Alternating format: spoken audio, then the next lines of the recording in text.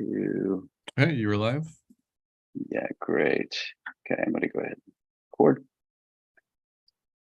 Ask the host to give you permission to record. Okay. Yeah, I'm David, going to set you as host in just 1 second. Here, let me go got ahead. it. Okay. Okay. Thank you. Okay, you're co-host. Perfect. Got it. Okay. All right. Okay. Welcome everybody. I'm very excited about today's presentation with the BC Mines of Energy and the Digital Trust on using digital credentials for carbon accounting pilot. I've got a couple of housekeeping things that I wanted to share with the SIG. Before I do that, I wanted to flag that this is the Hyperledger does follow the antitrust policy. If you are unfamiliar with that, please take a look at the bottom of the meeting page. We also follow the Hyperledger Code of Conduct. So if you're new to the Climate Action and Accounting SIG or Hyperledger, please review that.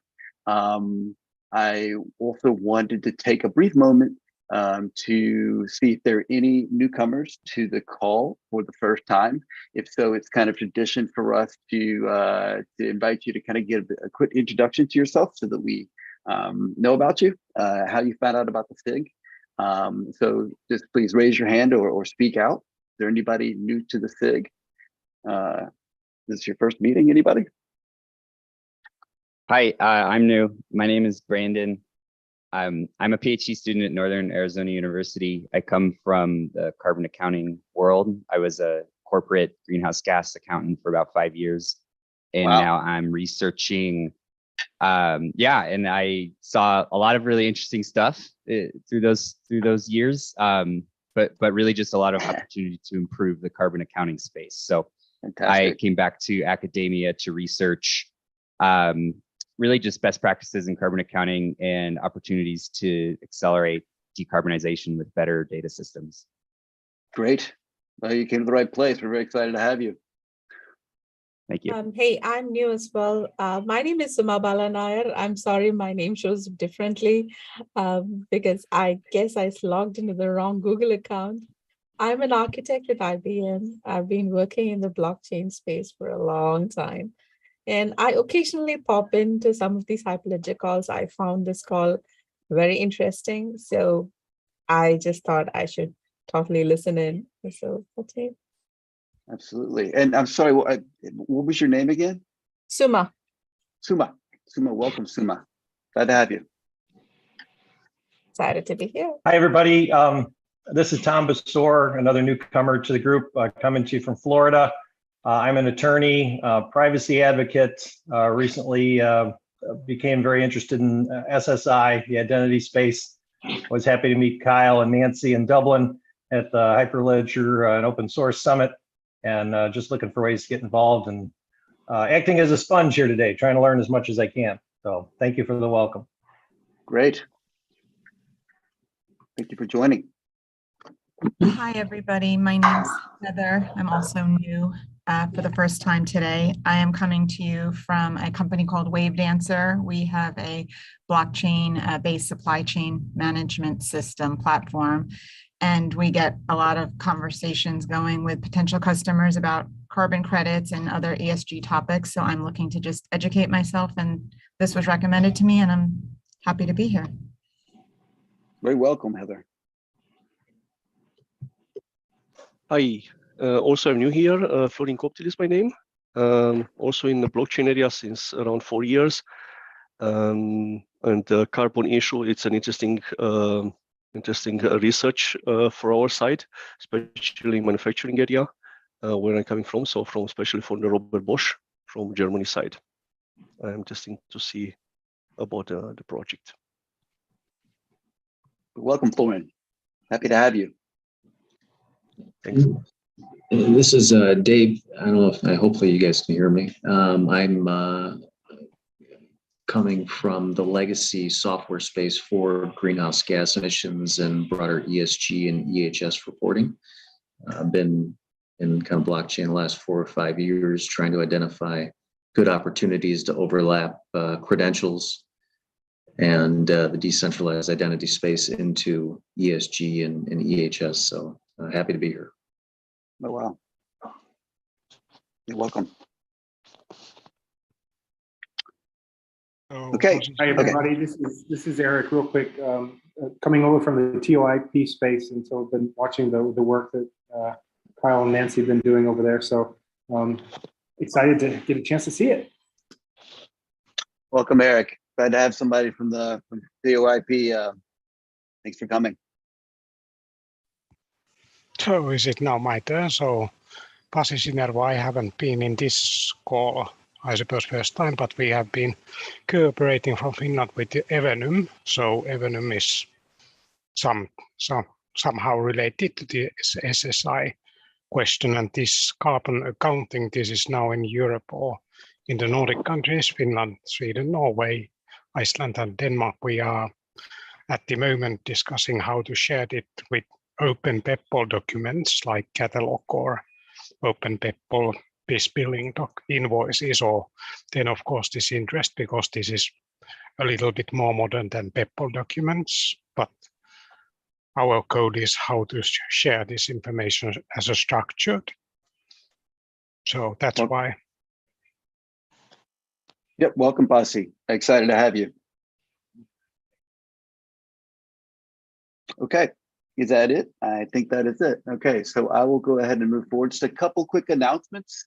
One thing I wanted to share is the Climate Action Accounting SIG is in the very early stages of discussing developing a project within Hyperledger based on some of the work that's been done around this concept of the measurement economy. This is an idea that is kind of being spearheaded by a couple different maintainers within the SIG. The idea is to develop essentially a more efficient marketplace for supply chain emissions data and it's using Hyperledger and different tools to pull carbon emissions, verify it, and certify it for use by state actors, consumers, and green finance in order to speed up and better incentivize the adoption of decarbonization technologies. So more on that to come. I did want to flag that for the SIG. We're in the process of kind of putting together the proposal, and we'll be circulating that with some different stakeholders before taking it to the technical steering committee. So exciting news there. I also wanted to very quickly flag some research projects that we have coming down the pipeline, or actually they're active research projects that we are recruiting for right now. And this is going to be part of our COP27 engagement strategy. This goes back to the idea of the environmental marketplace or the efficient marketplace for environmental data. There's two different research projects. They're both focused on the methane emissions that come from the oil and gas industry, which is what we are kind of focusing for our first prototype for the solution that we're working on.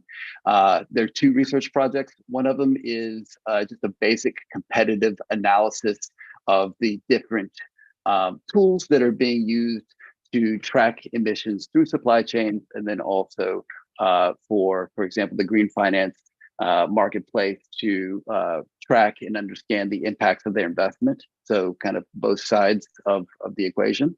So we want to understand what tools are currently being used. There's another research project for a break-even analysis, looking at all the different technologies in the methane or the oil and gas space that can mitigate methane emissions, and understanding through a sensitivity analysis the different how consumer demand, how government regulation, for example, a cost of carbon, and some of these different incentives can affect the validity of adopting different technologies for methane emission reduction. in oil and gas supply chains. So we are interested in connecting with universities, with different corporations, with some different think tanks. Anybody who has an idea of somebody who might be interested in this type of work, please share them with us. You can reach out to me through the SIG, or I'll put my email address in the chat. The last thing I wanted to mention before we open up for the presentation is we are reaching out to the SIG for support for our COP27 engagement strategy. We will have 2 members attending. Robin Clemens and myself will be attending COP27 in Sharm el Sheikh. And one thing that we have discovered is that our success on achieving our objectives will depend a lot on our ability to kind of do some outreach ahead of time and make connections so that we can kind of meet with people in this very kind of large, chaotic environment. So we have 2 lists here for the IGOs and NGOs that are attending, and would love any SIG support members support for kind of helping making introductions for us. So I'm going to send out an email following this meeting with more information about that, but would love some support for anybody that is able to help us there. With that, I'm very excited to introduce again Nancy Norris and Kyle Robinson for their presentation about using digital credentials for a carbon accounting pilot. So this is a really interesting introduction for us all to see some real world applications where the rubber's really hitting the road, and some of the challenges and solutions that Kyle Robinson and Nancy are coming up with as they introduce digital credentials into kind of a real world working environment. So without taking up too much more time, I'm just going to go ahead and pass this over to them to give them as much time as possible. So I'll stop sharing my screen now. And Kyle and Nancy, very much looking forward to hearing your presentation. The floor is yours. Great. Thanks, Sher. Thanks so much for the invitation and the introduction. And hello to everyone. Thanks for joining this morning. My name is Nancy Norris, and I work in the British Columbia Ministry of Energy, Mines and Low Carbon Innovation. And we're going to just go through with you today a use case that our team has been piloting under a project that we call the Energy and Mines Digital Trust. So can we go to the next slide, please? So the Energy and Mines Digital Trust, this is a project that we've been working on for about 2 years now. And it's a pilot that brings together 2 of the British Columbia government's objectives. The first is around being a leader in digital identity technology. Before our project started, the government was very interested and advanced and is still working on quite heavily identity for individuals using digital technology. This pilot that we're working on through the Energy and Mines Digital Trust is taking that concept and applying it at the organizational level, specifically to mining and natural gas operators within British Columbia. And what we're trying to do is build an ecosystem of actors that can share information about their sustainability performance. In British Columbia, we have very strong climate legislation that all of our large emitters must adhere to. So there is already a process for them to do carbon reporting, GHG reporting each year. So we are for this pilot, we're mapping that project or that process using digital trust technology. To the next slide, please. Great. So I don't need to sell this group on open source, but we are very committed to building the software in the open source world using open standards, software, and open web governance. for multiple reasons. The first is that what we're trying to do is the technology that we're building is all around the sharing of information. And in order to do that, in order to have as many participants in the ecosystem as possible, we want our technology to be interoperable with as many other solutions as possible. The open source world provides a really amazing network of actors for us to learn about, become involved with, and test interoperability with. The other is that it's an incredible feedback loop for us in terms of the software we're building and whether or not it functions for other governments trying to do the same thing. We were recently at a conference in Dublin, the Hyperledger Global Forum, and found out that the UN and the government of Rhode Island are using software that BC contributed to the open source world. So that was very validating, and it helps us to know that we're on the right path. So the focus of our pilot is around sustainability reporting. As I was saying, large emitters in British Columbia have an obligation, a legislated obligation to report their GHG emissions on an annual basis.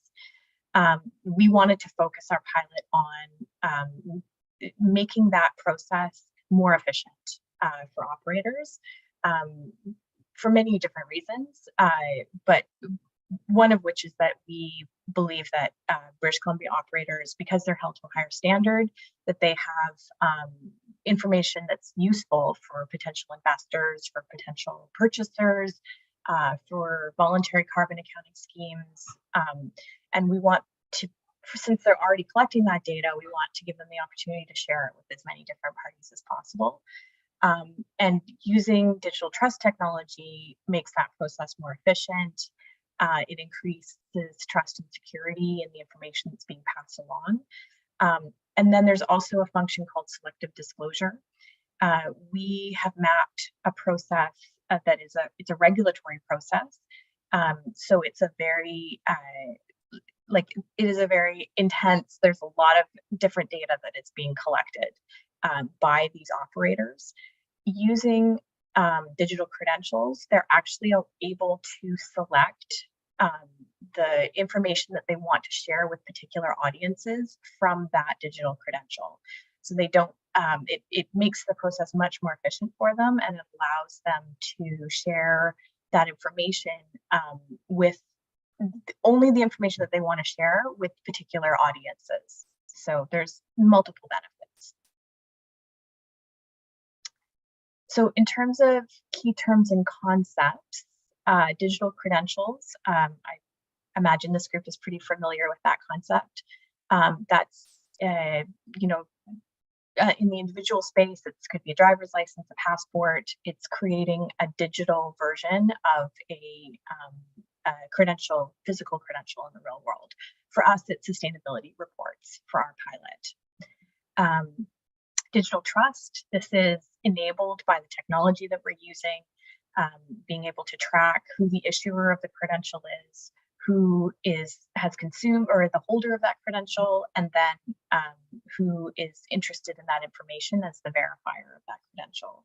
So that process and those exchanges of information are recorded in the distributed ledger, and so that information is publicly available and increases the trust in terms of what transactions have been made and who is involved in the ecosystem. Traction is the software that we're building. That is we're using Hyperledger, Indy, and Aries to build the software, which Kyle will get into a little bit more later in the presentation. And the governance frameworks that we're developing for each of the credentials that we're piloting. This is the rules and terminology and basically the in government speak, it's the terms of reference for the group. For anyone who's involved in the ecosystem, defining what information is going to be included on a credential and what is the process for the exchange. I think we've pretty much gone over these benefits and the benefits of the sustainability reporting slide. But again, efficiency in reporting, improved trust and accuracy. One anecdote is that mining operators in British Columbia have to submit their GHG reports for every single asset. So every single mine site has to have their, on an annual basis, they have to report on their emissions. In order to input that into the regulatory reporting system at the moment, they have to fill out a web form with, I don't even know, maybe 200 to 500 different fields of information for every single mine. So a small mine or like one mine site, okay, that's not efficient, but I suppose it's doable. But some operators have 10, 15, 20 mine sites. So being able to exchange this information using digital credentials increases the efficiency by multiple folds. So our pilots at the moment, and the pilot we'll be showing you today, is around greenhouse gas reporting for mines. We're also going to be doing a similar pilot for the natural gas operators in British Columbia. And we're working towards also doing a credential that is called a Towards Sustainable Mining. So this is a protocol that was developed by the Mining Association of Canada. It's internationally recognized. And it covers off not only the E, of the ESG, but it looks at multiple different factors, not just carbon emissions, but also environmental performance of a mine, environmental impacts, their relationship with the community that they operate within, and then their governance. So being able to have a digital credential that is that encapsulates the performance of a mine based on the Towards Sustainable Mining protocol is another very valuable piece of information that we can, or that the technology can allow the mine to hold as a digital credential, and then they can share that information with multiple different audiences that are interested in that, having that information about the mine proven out and trusted. So I will pass this over to Kyle now to provide an update on the pilot since we last presented to this group in the springtime. Great, thanks, Nancy. So yeah, we did do a presentation back in March to this group, and we've done a lot of work since then. Went to the Global Forum, learned a bunch more things. So one of the things to kind of that we learned sort of in the last few months was original presentation. We had the BC Government Climate Action Secretariat. We actually had them identified as an issuer. But what we worked with them a little bit further and ended up defining them as actually the verifier, so the end consumer of the data. And we dug around and to the regulations, BC government regulations, to find out the process for reporting. So now we have our actors in their correct roles for this pilot. We also found out that the credential that we were looking at doing was actually something very specific in regulation. It's called a verification statement. That phrasing of verification is not the same phrasing as a verifier in our typical trust triangle, but this is a third-party verifier. So this is the one, the company who looks at a mine site, reviews their carbon accounting information, and then verifies that information. Once they're done that, then they can issue a credential to the mining company. So that's one part of the credential. The other factor for that was it wasn't specific to mining. It was actually for any industry in British Columbia, or any emitter actually. But typically industry is the one who is emitting more than 25,000 metric tons of CO2e a year, which is where the regulation falls for needing verification of that information. So it actually kind of helped focus, looking at the business process helped us focus on what we needed for the credential and for the process, who needed to do the exchanges.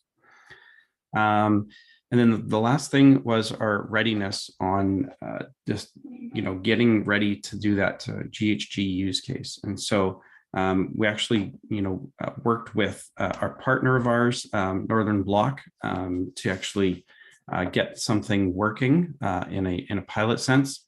So a lot of this will be explained in the video, but I just wanted to call out that Northern Block has been a very valuable partner for us with this pilot to make something working. What you'll see in the video is working, but we've condensed it into a video for this presentation. So we will go to that video now, and I pray that the sound will play. Energy and Minds Digital Trust is enabling a global digital ecosystem to make it easier and more secure for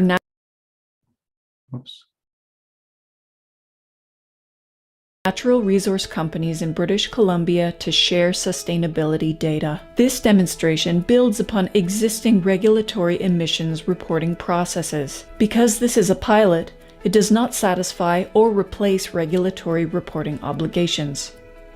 In this demonstration, we will show how Copper Mountain Mining Corporation uses a digital credential issued by PricewaterhouseCoopers to share with the Government of British Columbia's Climate Action Secretariat. Annually, PricewaterhouseCoopers verifies Copper Mountain Mining Corporation's legislatively required greenhouse gas emissions data. Having verified Copper Mountain's data, PwC uses Northern Block Orbit to create a digital credential. PwC inputs the data into each field and issues the digital credential containing GHG data to Copper Mountain.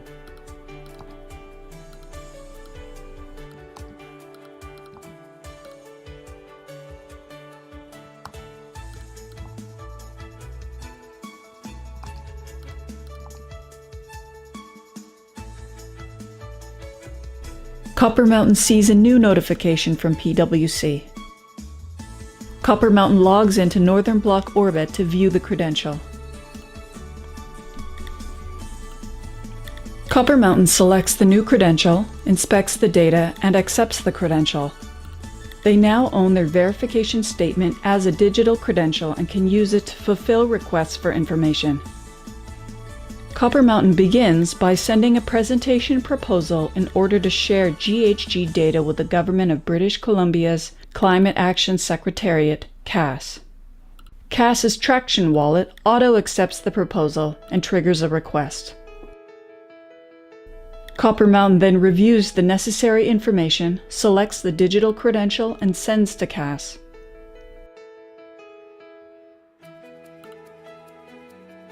CAS requires mining companies that emit over 25,000 tons of CO2e a year to report their GHG emissions annually, adhering to the Greenhouse Gas Industrial Reporting and Control Act. Using Traction, the Climate Action Secretariat can see that Copper Mountain has sent their digital credential. CAS has the ability to see that PricewaterhouseCoopers verified this data and issued the digital credential. CAS still reserves the right to check emissions reports for accuracy. This demonstration is one of several EMDT pilots exploring how sustainability reporting can be made more efficient in the natural resource sector. Contact Energy and Minds Digital Trust to learn more and to watch a live demonstration of a credential exchange.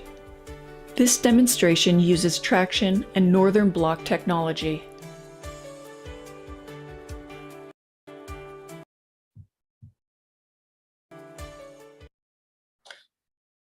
All right, so that's a quick video. I just saw some things in the chat. So yes, we'll do questions at the end, and this presentation will be available after.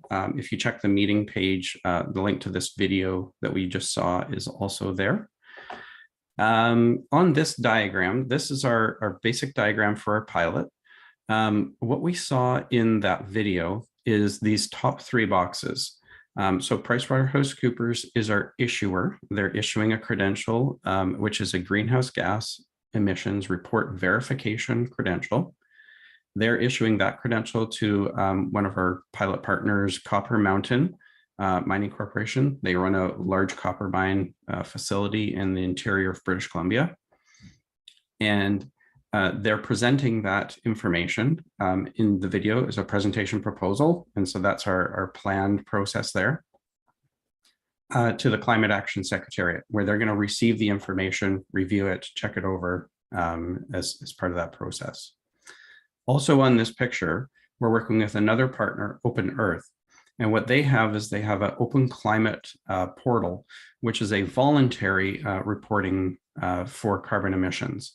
And so what we can see in this picture is that they're actually using the same information from the same credential to fulfill 2 different processes. So they're able to do a regulatory process with the government, and they're also able to use that information for a voluntary process to Open Earth.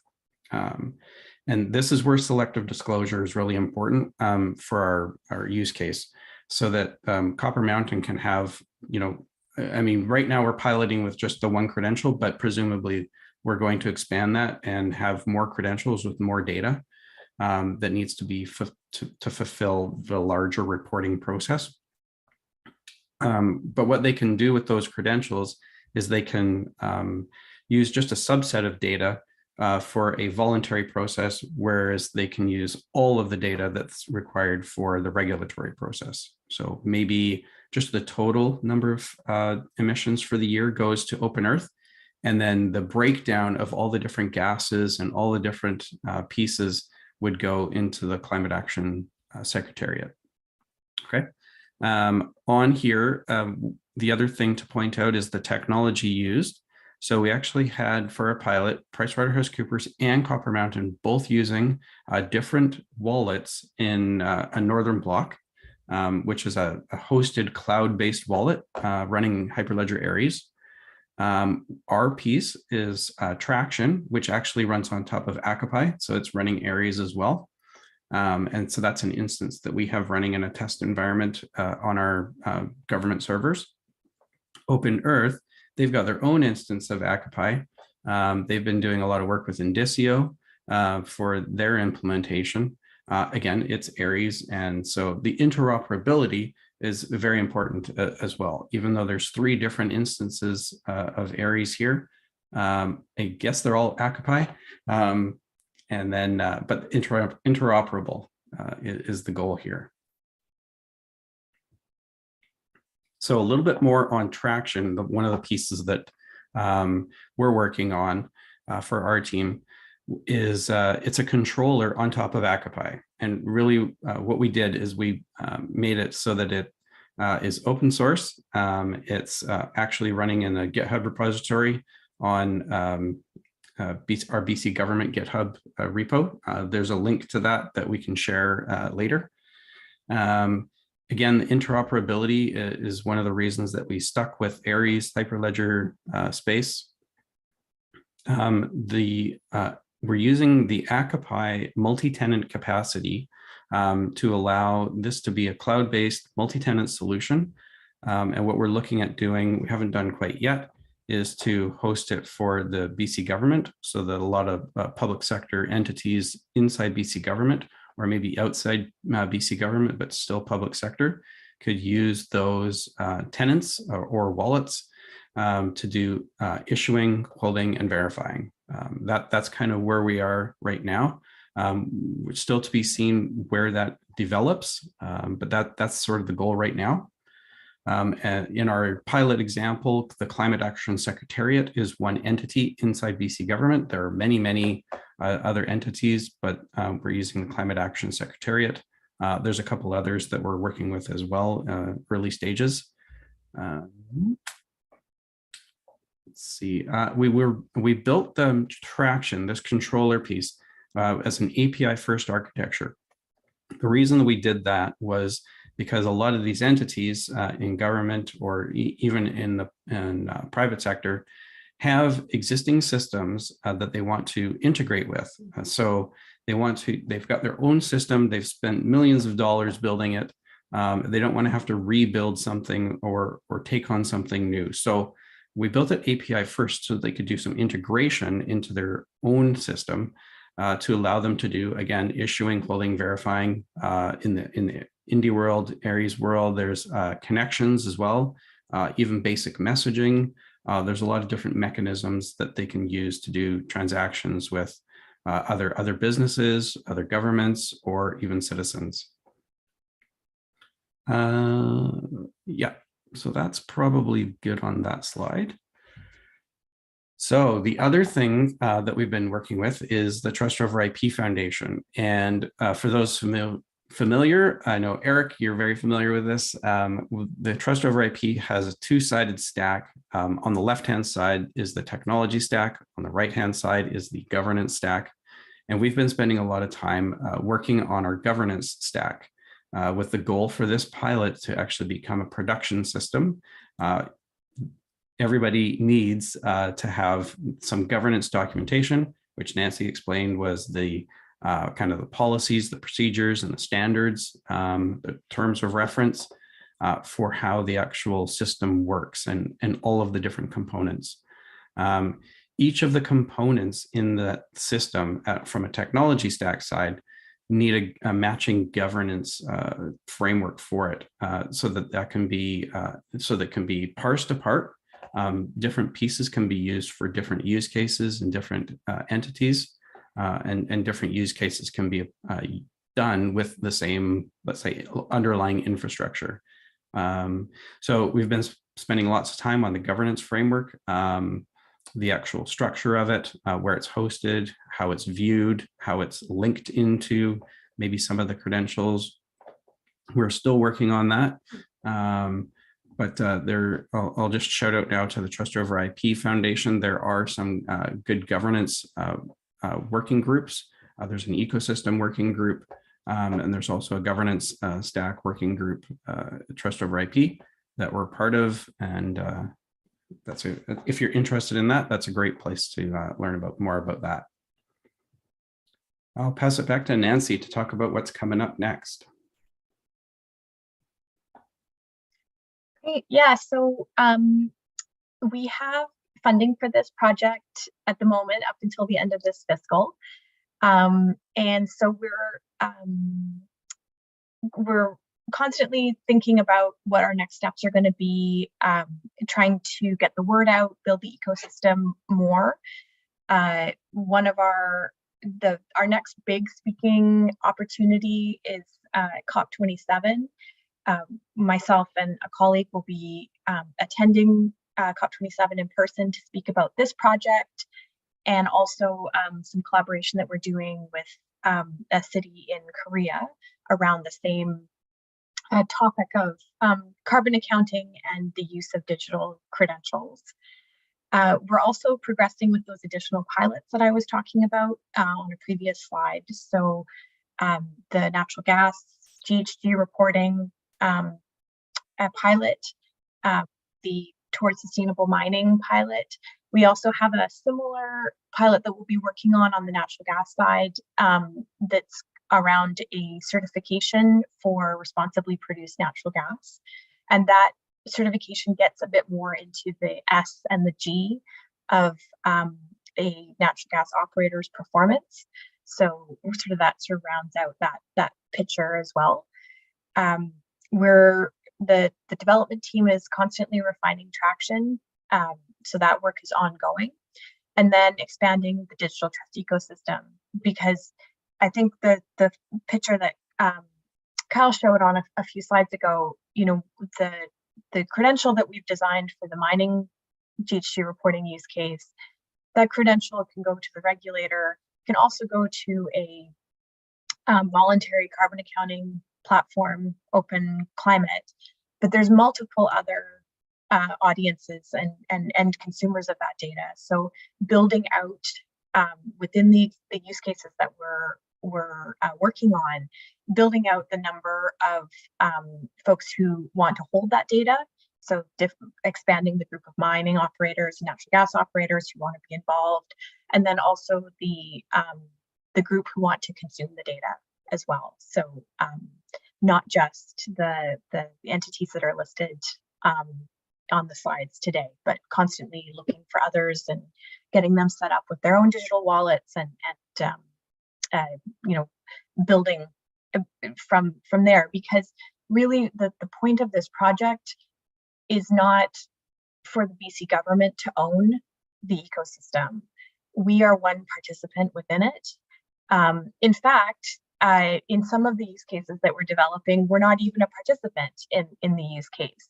So we want eventually for this ecosystem to take on a life of its own and to expand, because you know what we've designed is of value to various holders and consumers of the data.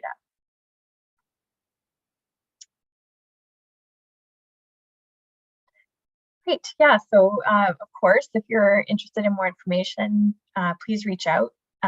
We're always happy to chat and talk more about the project. We're both pretty passionate about it, so it's one of my favorite topics.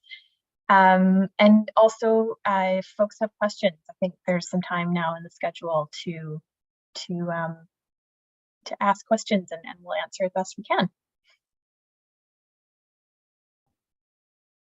Yeah, so Sherwood, that's it for the presentation. Do we want to keep, I can keep the slides running. We can pop to them if there's questions, and we can use the slides to help answer. Yes, absolutely. Let's do that. Let's keep them open, and then I'll just kind of help field questions. There's one from Tim Lip who has the question hand raised. Tim? Sure, and thanks so much for taking my question. And I love the work that you're doing. It's quite inspiring, and I love to see that government's on board with doing this kind of work. My question is about how to extend this stuff that you're doing to other parts of the carbon accounting cycle. So as we get closer to the customer on the carbon production and consumption chain, the value of competitive information goes up, which is different from like a mining company, because they're sharing information that from my understanding, is probably going to be less competitively valuable. So I guess my question is, have you given any thought to how to manage that process? So how to make it easier for how to manage like some of the competitive dynamics of disclosing information? Oh, I see what you mean, like supply chain dynamics around. Actually, I should ask some clarifying questions here. Are you talking about the incentives for certain actors within a supply chain to disclose information? Or are you talking about the actual value of the data itself in terms of, I mean, I am aware of some digital markets that are where the environmental attributes of a product are, they have a value that is bought and sold. Right. I think more the incentives for disclosing information, because as we get closer to the consumer, that information becomes a lot more valuable. Agreed. Yes. Because for like a mining company, they're dealing with an asset that they already own. Saying what's in that asset is less valuable for their competitors. Maybe for their investors it might be, but like just if that makes sense.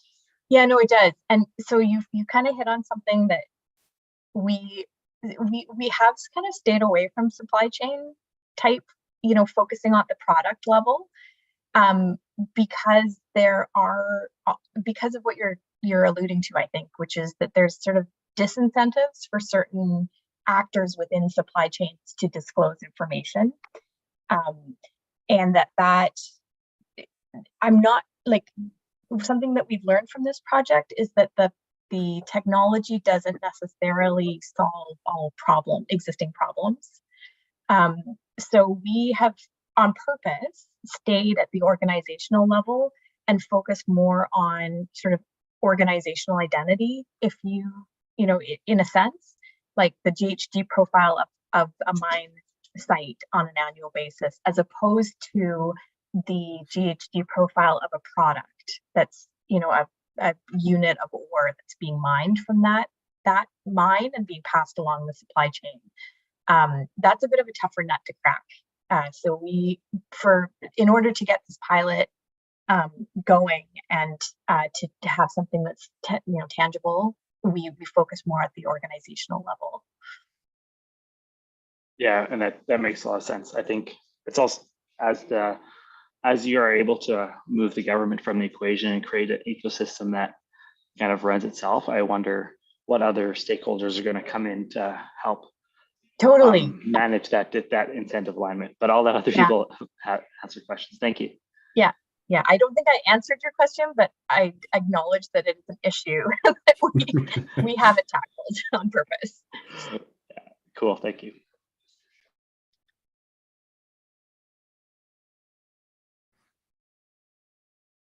Okay, great. I'm just going to. I think there was a couple questions in the chat. Yes, there are. So I'm. Yeah. Yep. So Mohan asked, are you looking at standardizing the credential schemas? Good question. Yeah, that's a Kyle question. I'll take a crack at this one. So the standardization of a credential schema really points to governance, in my opinion. And that is sort of the mechanism for how it is documented and presented to the world to say, hey, this is a credential, this is the format for it, these are the attributes, and these are the rules, you know, even if it's something as fine-grained as this is the data format for this specific attribute. But also that, hey, this attribute, let's say it's an NAICS code is one of our attributes. Well, what's an NAICS? Oh, that's the North American Industry Classification System. Oh, okay, well, what's that? So then you need to kind of point over to an existing standard, the NAICS, for somebody to understand what the actual data values are. So that kind of information is best written into a governance framework, not necessarily directly into the credential. So it's information that's always passed around, again, for a technology efficiency perspective. And then, you know, when we look at somebody like the verifier who's consuming that data, they don't necessarily need all that, you know, kind of metadata and extra information. They just need the code for that credential. They already know how to parse that. So the standardization process is a bit more challenging. And we're working honestly with a number of standards bodies to actually who already create these kinds of standards. They already exist in often different formats.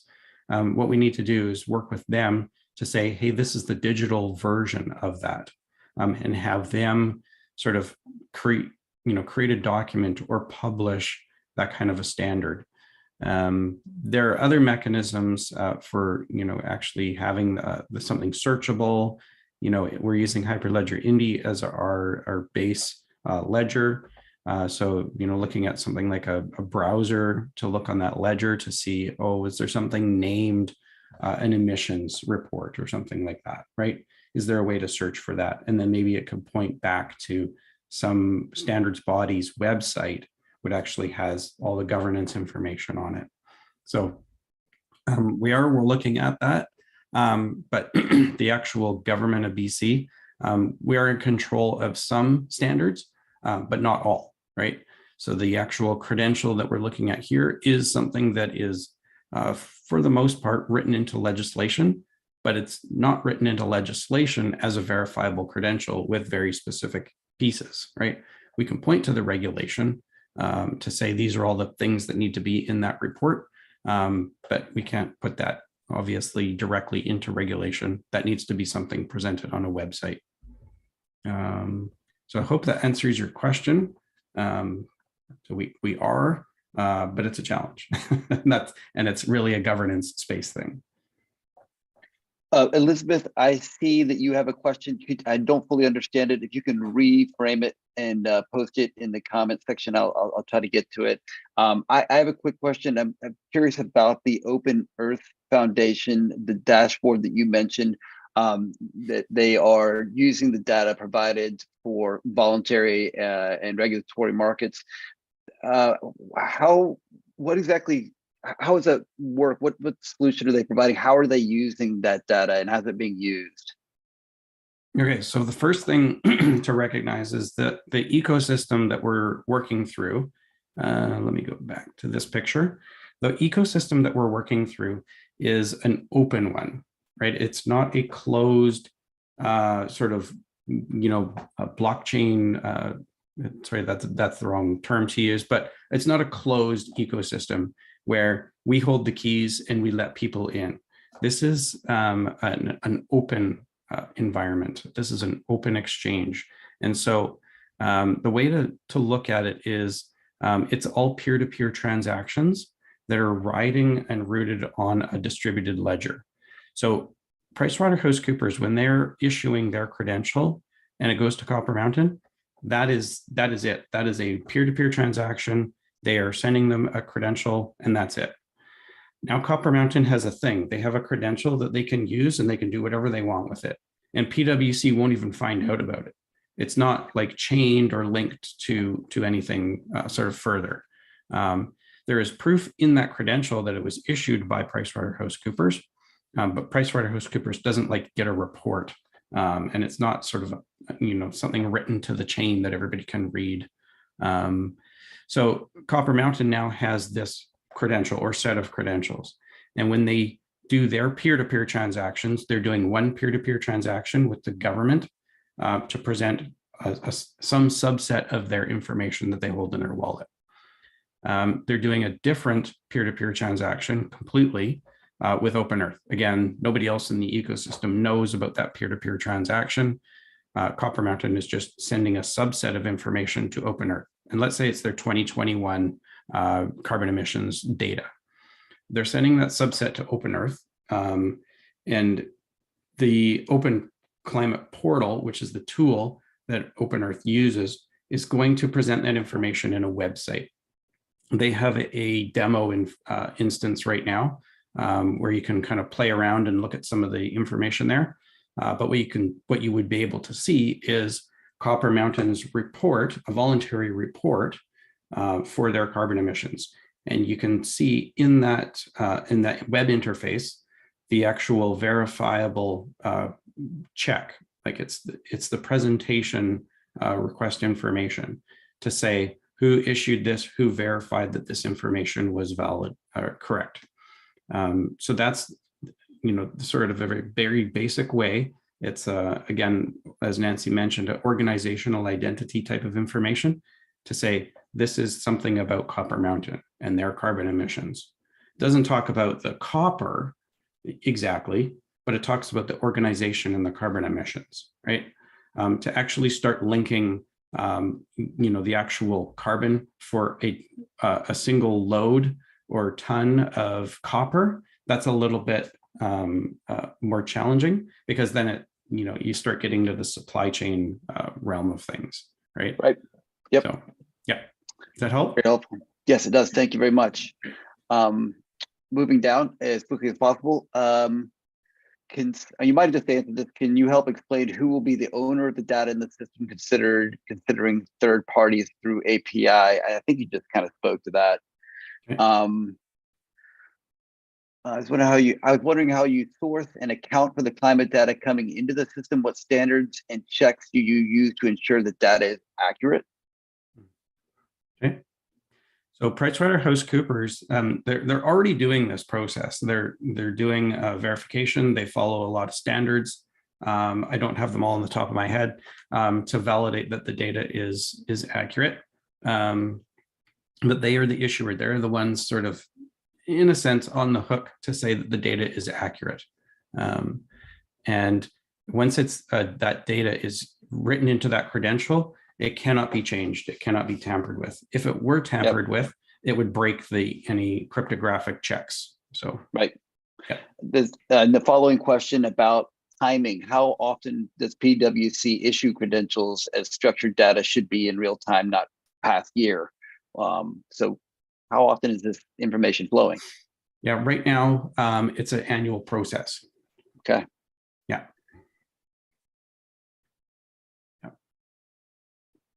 I'm just reading this.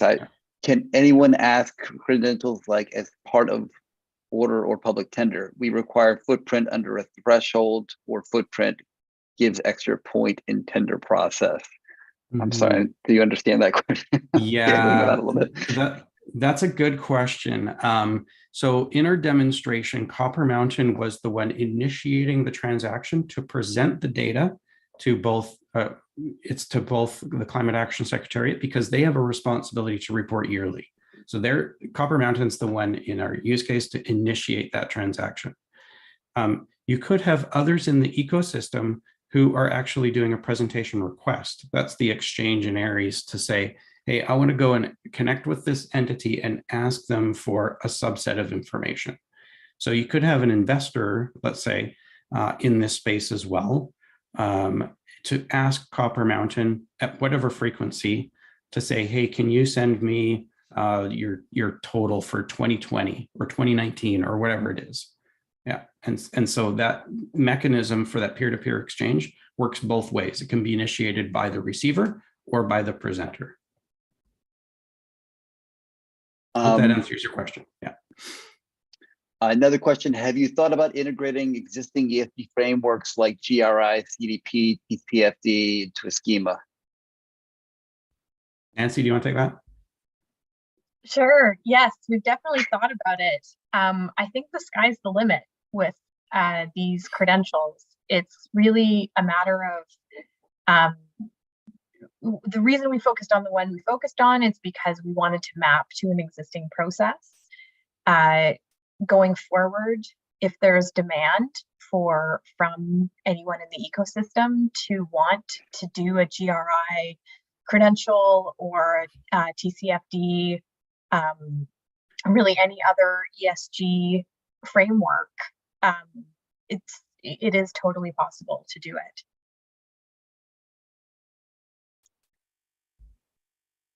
I'm not sure if I answered your question or not, but you did. Thank you. I think so. I've got one final question. I'm just going to read exactly how it was written. It says, means the BC Gov trust the credential without verifying the issue or credential.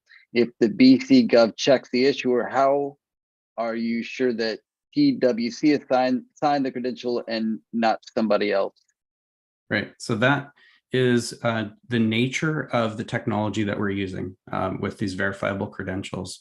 So when PwC issues a credential to Copper Mountain, it's cryptographically signed essentially, and bound to the attributes, so that when the BC government receives that information, they can check that credential, that it's cryptographically valid. They can also check using the distributed ledger that it's not been revoked. So those are just things baked into the technology that we're using.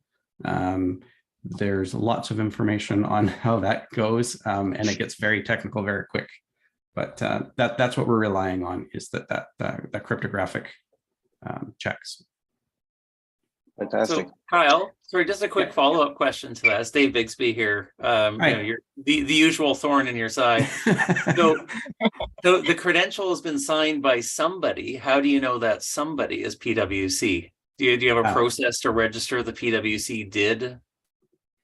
Yeah, so that gets into, that gets into the trust registries kind of conversation, again, related to governance, where you would have, let's say, a list of all of the trusted issuers for a particular credential, which is often already built into governance frameworks in a non-verifiable credential structure.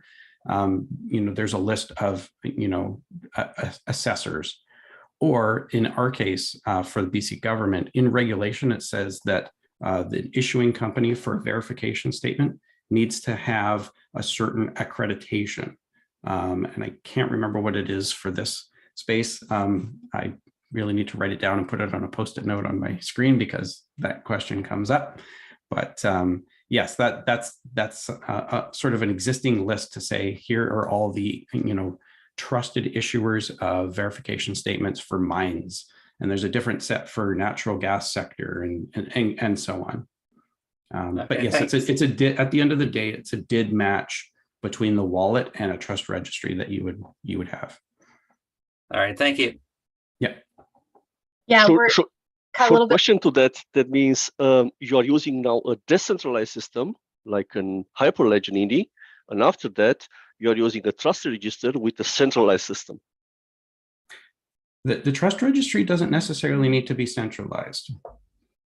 But there means that in this list is the list of the trusted issuers from a gas, for example, and only against this list you can check that. Yeah, there's a few different ways to trust the issuer, and we're exploring some of those. Some of them could be, kind of a link into the credential itself. The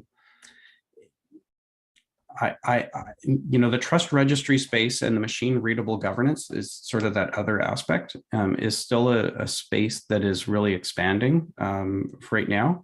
I actually have pinned to watch a YouTube video from Indicio on their meetup on machine readable governance, and there was another one from Trinsic on trust registries. So there's a lot of conversation how to technically solve that problem that we're still digging into. But there are mechanisms, yes. Yeah. At the end of the day, you don't actually need to use the trust registry, but it is an important piece. You can still, know that the data has not been tampered with. British Columbia might be using a different trust registry than even Open Earth. That's another thing to kind of point out. It's for the verifier to have their list they're checking against. It's not necessarily going to be the same set. Well, that's fantastic. I can't believe we got through all of the questions. We had a really good discussion, the presentation, my intro. So that's fantastic. Kyle, Nancy, this has been a great presentation as usual. It's really exciting to see you guys leading the charge and really, I think, kind of pushing the boundaries and offering a real use case. So it's exciting, it's inspiring for all of us. And thank you for joining us once again. Our pleasure. Thanks for having us. Thanks for having us, Sherwood. Yeah, thanks very much. All right. Thank you, everyone, for joining. Bye. Thanks, everyone. Bye. Thank you.